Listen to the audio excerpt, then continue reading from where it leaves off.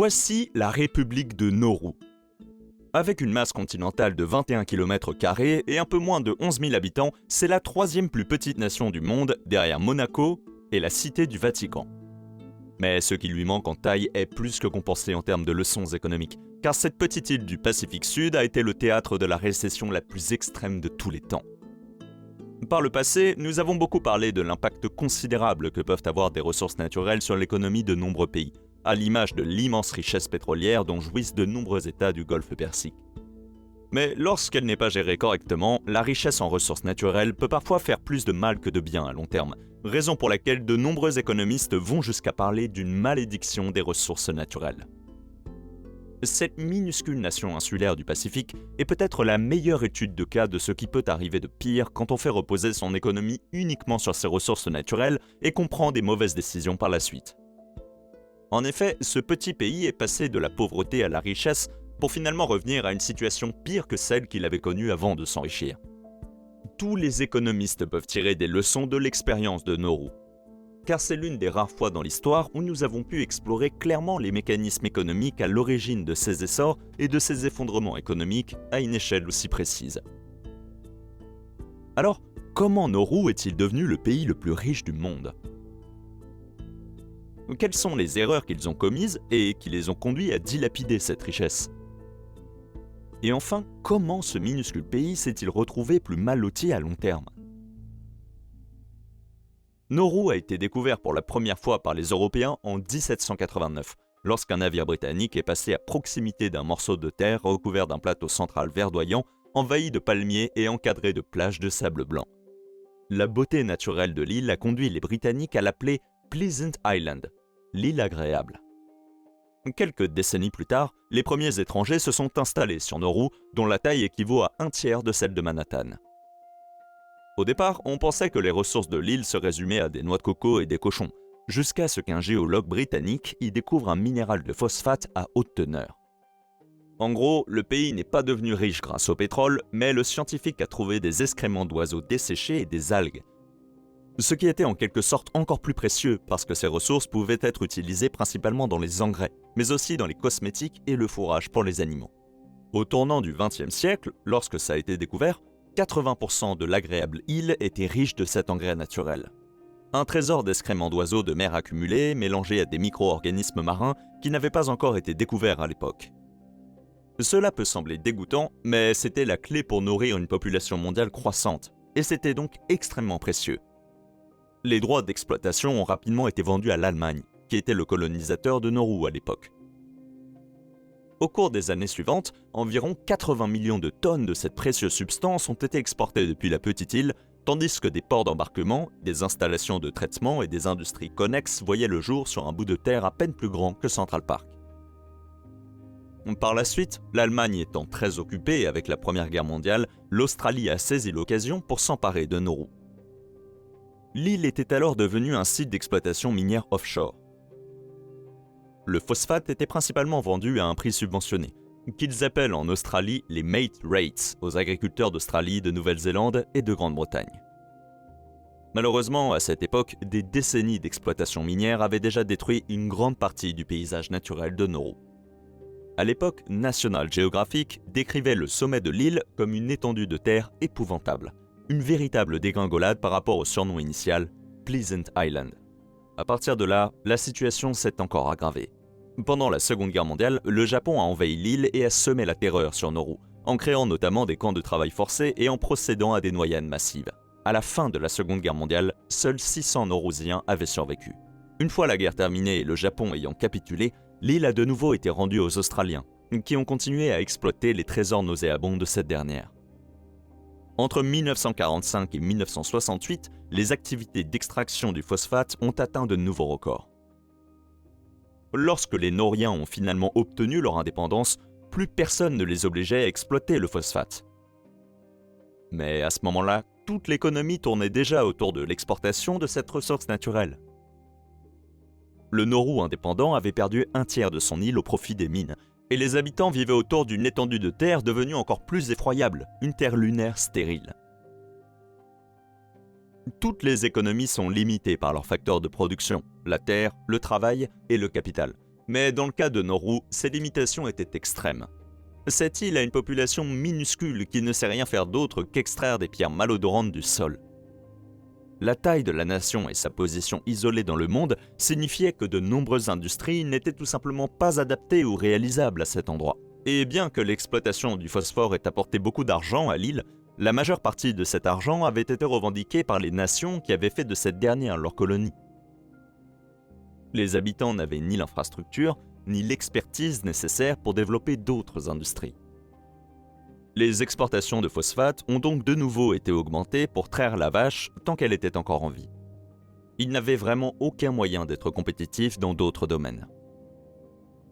Il était déjà évident que les réserves de phosphate s'épuiseraient d'ici 1 ou 2 années. Mais cela n'a pas empêché les Naurusiens de réclamer leur part du gâteau.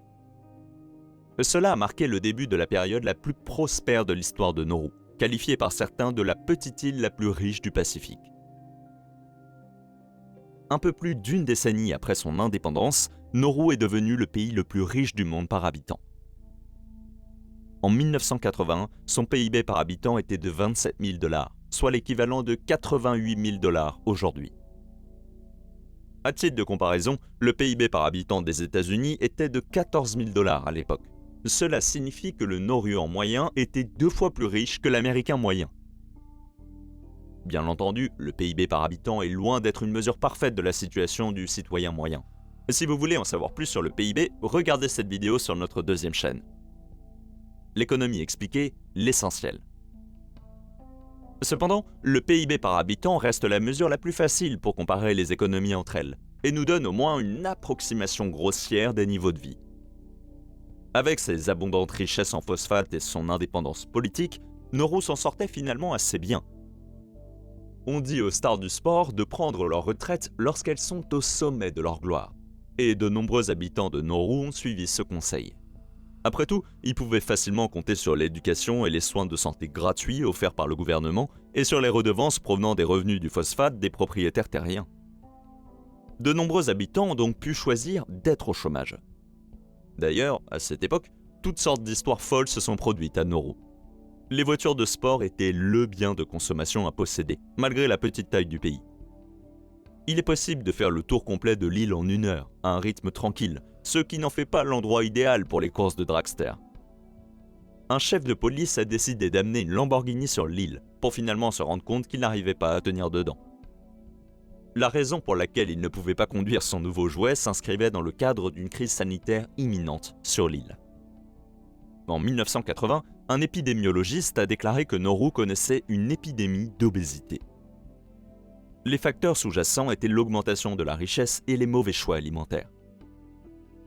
La consommation de malbouffe a grimpé en flèche, et en 2002, l'Organisation mondiale de la santé a classé le pays au dernier rang des 170 nations en termes d'indice de masse corporelle moyen.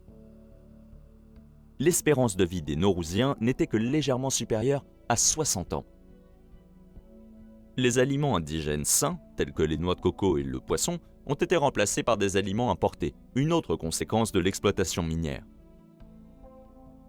La mauvaise santé de la main-d'œuvre peut également avoir de graves conséquences économiques. Le fait de ne pas être à sa place au volant de sa nouvelle Lamborghini devient soudainement un problème très mineur, si l'on considère les implications globales de cette crise de l'obésité. Penchons-nous un peu plus sur la situation sanitaire de Nauru à l'époque et aujourd'hui. Les visiteurs ne seront peut-être pas surpris par les statistiques sanitaires désastreuses si l'on considère le régime alimentaire local. La plupart des repas se composent de nouilles instantanées, de riz blanc, de tout ce qui peut sortir d'une boîte de conserve et de soda. Le tabac et les beuveries sont également monnaie courante. Amy McLennan, anthropologue à l'université d'Oxford, a commenté son séjour avec ces termes « J'ai eu de la chance de trouver un légume par semaine ». Il est intéressant de noter que les Naurusiens sont pourtant assez éduqués pour être conscients des risques liés à une mauvaise alimentation et à l'obésité. Ce ne sont pas les programmes scolaires prônant une bonne alimentation qui manquent. Le problème réside plutôt dans le manque d'accès à une alimentation de qualité. Les décennies d'exploitation des mines de phosphate ont détruit l'environnement naturel à un tel point que l'industrie agricole est devenue presque inexistante. Et pour ne rien gâcher, la récession économique qui a suivi l'épuisement du phosphate a fait que la plupart des Naurusiens n'ont pu s'offrir que des aliments transformés bon marché. Pendant la période coloniale, le peuple naurusien n'a reçu qu'une petite partie de la richesse générée par l'exploitation du phosphate. Dans ce contexte, c'est davantage la nécessité économique que l'appât du gain qui les a incités à poursuivre l'exploitation minière après l'indépendance. Le fait de devoir importer tous les biens, y compris la nourriture et l'eau, n'est pas un mode de vie durable. Comme toute l'attention était portée sur l'extraction du phosphate, personne ne s'est soucié de développer l'industrie ou l'agriculture. Pour ce qui est de cette dernière, les terres étaient de toute façon trop exploitées, après que toute la couche arable ait été enlevée pour les activités minières. Il s'agit d'un cas classique du syndrome hollandais, mais poussé à l'extrême, compte tenu des ressources limitées de l'économie de Nauru. Une stratégie pour éviter ce dernier est celle de la diversification de l'économie. Cette approche peut être observée dans les pays du Moyen-Orient, qui tentent de diversifier activement leurs économies. Pour en savoir plus, consultez notre récente vidéo sur l'économie des méga-projets débiles des États du Golfe. Le degré de réussite de ces projets fait encore l'objet d'un débat sérieux, mais au moins, ils essaient. La nécessité de se diversifier n'a pas échappé aux dirigeants du pays, qui ont tenté de s'aventurer dans différents secteurs. L'un d'entre eux était la banque offshore, qui a donné lieu à l'octroi de licences à quelques 400 banques étrangères au début des années 1990. Ces succursales de Banque Noran ont d'abord connu un énorme succès. Mais la stratégie qui sous-tendait ce succès était, disons-le, pour le moins douteuse. Les clients n'avaient pas besoin de se rendre sur l'île pour ouvrir un compte bancaire. Grâce aux citoyennetés économiques, on pouvait facilement obtenir un passeport norusien, ce qui faisait du pays un paradis pour le blanchiment d'argent et l'évasion fiscale. Le gouvernement a gagné des millions grâce aux redevances, mais ce n'était pas la solution pour redresser l'économie de Nauru après l'épuisement de son trésor de phosphate. En 2005, Nauru a mis fin aux activités bancaires offshore et a commencé à exiger une présence physique pour obtenir une licence bancaire. Cette décision n'était pas due à un simple changement d'avis, mais plutôt à une immense pression internationale, les États-Unis ayant même classé Nauru comme un État voyou dans le cadre du Patriot Act de 2001. Une autre façon de traiter le syndrome hollandais est d'adopter l'approche norvégienne, qui consiste à créer un fonds souverain destiné à investir les richesses naturelles de manière à générer des dividendes pour les générations à venir. Une grande partie des revenus de ce boom du phosphate a été investie à l'étranger, en prévision de l'épuisement de ce trésor. Il s'agit d'une excellente idée qui n'a malheureusement pas été bien mise en œuvre. Des investissements risqués et des fraudes ont fait perdre au pays une grande partie de ces investissements, poussant finalement Nauru au bord de la faillite. Même la découverte de gisements secondaires et la seconde ruée sur le phosphate qui sont suivis n'ont pas changé l'imminence de l'effondrement économique du pays. Ce dernier était tellement ruiné que même la Banque centrale a fait faillite. Les biens immobiliers à l'étranger ont été saisis et les avions ont été saisis. Oui, des avions. Nauru avait en effet lancé une compagnie aérienne nationale dans les années 1970. Il y a cependant eu une autre tentative glorieuse de garantir la prospérité financière. Nauru a tristement participé à l'un des plus grands désastres de l'histoire du théâtre londonien. Nauru avait déjà investi dans Leonardo The Musical, A Portrait of Love.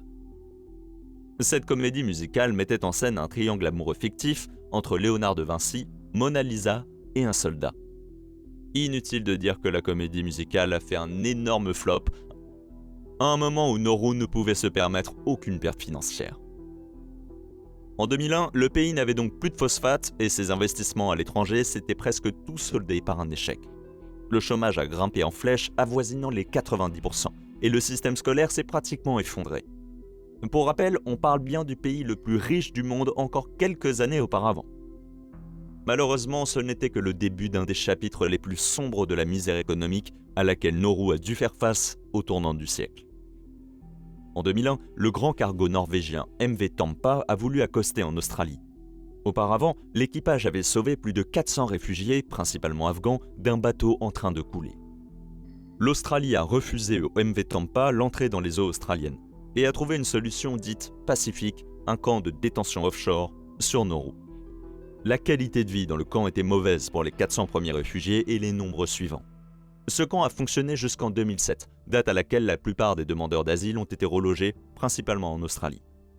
L'Australie a payé Nauru pour ses efforts visant à éloigner les immigrants de ses côtes. Cela a également permis de créer des emplois sur l'île et a donné lieu à des situations bizarres. La bureaucratie massive du camp a représenté une charge financière importante pour l'Australie.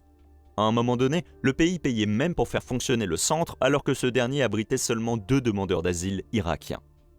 Un peu plus tard, ces 2 derniers ont été acceptés en tant que réfugiés et ont été relogés. Malgré cet exercice cynique, coûteux et finalement infructueux, selon le ministre de l'immigration de l'époque, Chris Evans, l'Australie s'est vue dans l'obligation de reprendre cette pratique en 2012. Nauru n'était toujours pas en mesure de renoncer à des millions de dollars en échange de sa coopération. L'État client était bien trop lié à son voisin pour refuser sa nouvelle proposition. Même l'hostilité farouche de nombreux Naurusiens n'a rien changé à cette politique. Au cours des 2 dernières décennies, l'Australie a employé les services de détention de Nauru par intermittence, et ces derniers continuent encore à héberger des migrants à ce jour. C'est grâce à cela, et à l'aide étrangère, principalement australienne, que l'économie de l'île a pu être maintenue à flot de justesse.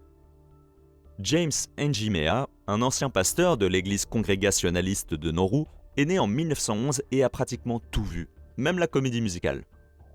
Njimea s'est plaint auprès d'un journaliste du New York Times. « Je souhaite que nous n'ayons jamais découvert ce phosphate. J'aimerais que Nauru redevienne ce qu'elle était avant. Quand j'étais enfant, c'était si beau. Il y avait des arbres, tout était vert et nous pouvions manger des noix de coco et des fruits à pain frais. Maintenant, je vois ce qui s'est passé et j'ai envie de pleurer. » Il est maintenant temps de placer Nauru sur le classement de l'économie expliquée.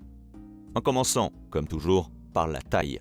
Nauru a un PIB de 133 millions de dollars, ce qui en fait la 3e plus petite économie du monde, devant Montserrat et Tuvalu, 2 autres micronations.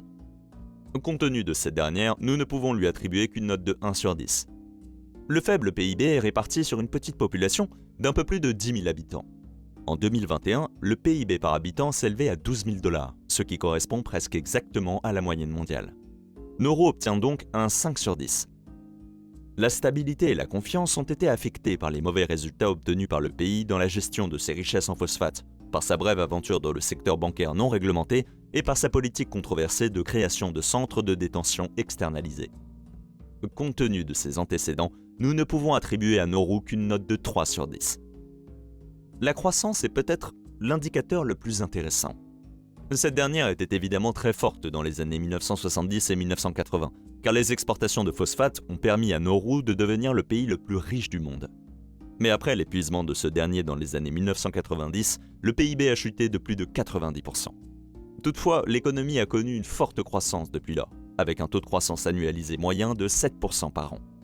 Cette croissance est presque entièrement due au centre de détention et à l'aide étrangère. Néanmoins, un tel taux reste incroyablement impressionnant, quelles que soient les circonstances, et Nauru obtient donc une note de 9 sur 10. Enfin, l'industrie. Aujourd'hui, la principale industrie de Nauru est l'externalisation des centres de détention de réfugiés. Bien que cela reste une source de revenus lucrative pour le pays, cela ne permet pas de développer les capacités technologiques nécessaires pour créer des industries plus avancées, au cas où cette source de revenus singulière se tarirait. Pour cette raison, Nauru obtient une note de 2 sur 10. Au total, Nauru obtient une note moyenne de 4 sur 10, ce qui le place en bas du classement de l'économie expliquée. Merci d'avoir regardé. Ciao.